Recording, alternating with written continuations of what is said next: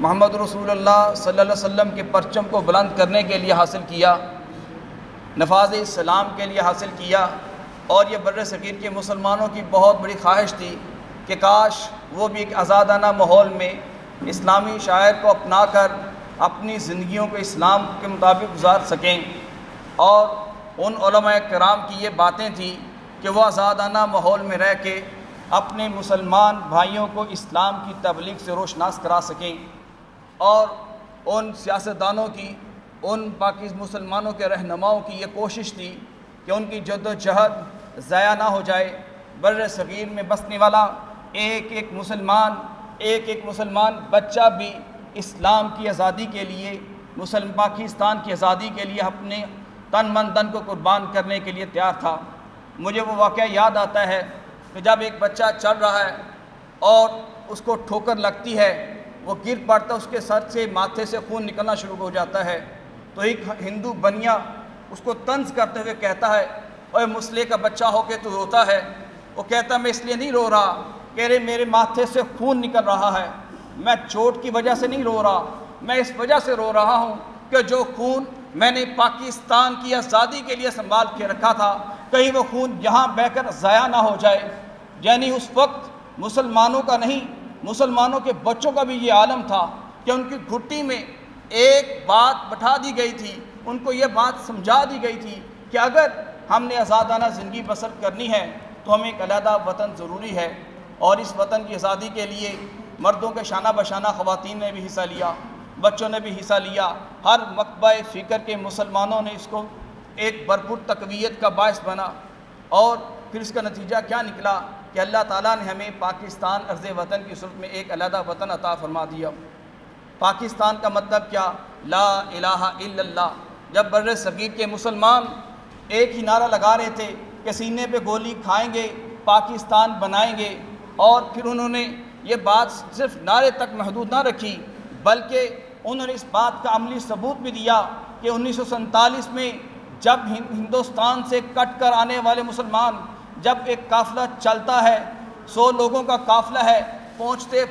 10-15 افراد رہ جاتے ہیں، باقی لوگ کہاں گے؟ قافلے سے بچھڑ نہیں گے بلکہ اپنی جانوں کو پاکستان کے لیے نچھاور کر چکے تھے۔ اور جب میں تصاویر دیکھتا ہوں کہ جو بزرگ پاکستان کی سرحد پہ قدم رکھتے ہیں تو وہ خوشیوں کا اظہار اللہ کے حضور سر مسجود ہو کر کرتے ہیں اور اللہ کی نعمت کا شکر ادا کرتے ہیں، اور یہ عزم کرتے ہیں کہ ہماری آئندہ آنے والی جتنی بھی زندگی ہوگی وہ انشاءاللہ اللہ اور اس کے رسول صلی اللہ علیہ وسلم کے فرامین کے مطابق ہوگی۔ میرے عزیز دوستو، پاکستان صرف ہمارے 4 صوبوں کا نام نہیں ہے، جس میں پنجاب،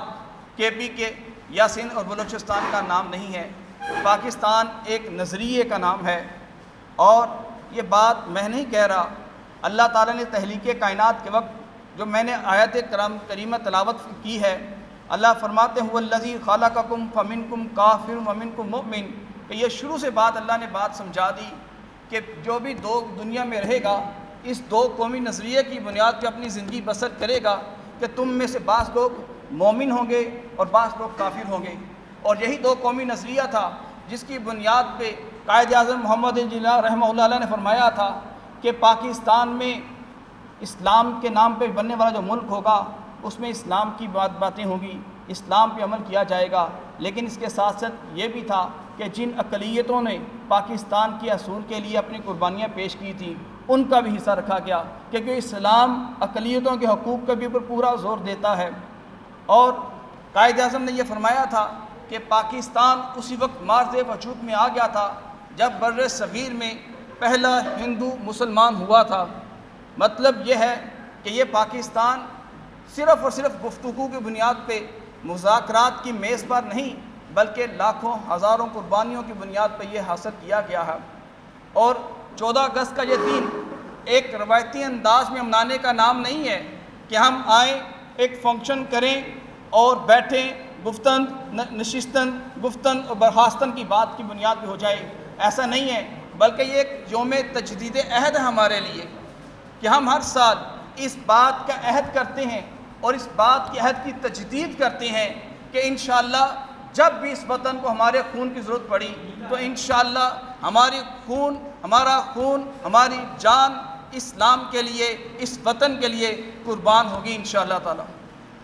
اللہ تعالیٰ قرآن میں فرماتے ہیں قُلْ إِنَّ صَلَاتِي وَنُسُكِي وَمَحْيَايَ وَمَمَاتِي لِلَّهِ رَبِّ الْعَالَمِينَ کہ فرما دیجئے میری زندگی، میری موت، میری قربانی اللہ کے لیے ہے۔ اور اقبال نے بھی یہی کہا ہے کہ میری زندگی کا مقصد تیرے دین کی سرفرازی، میں اس لیے مسلمان، میں اس لیے نمازی۔ آج کے دن ہم اللہ سے دعا گو ہیں کہ اللہ ہمیں اسلام پہ چلنے کی توفیق عطا فرمائے اور پاکستان کی حفاظت کے لیے ہمیں ہر وقت تیار رہنے کی توفیق عطا فرمائے۔ وما علینا الا البلاغ۔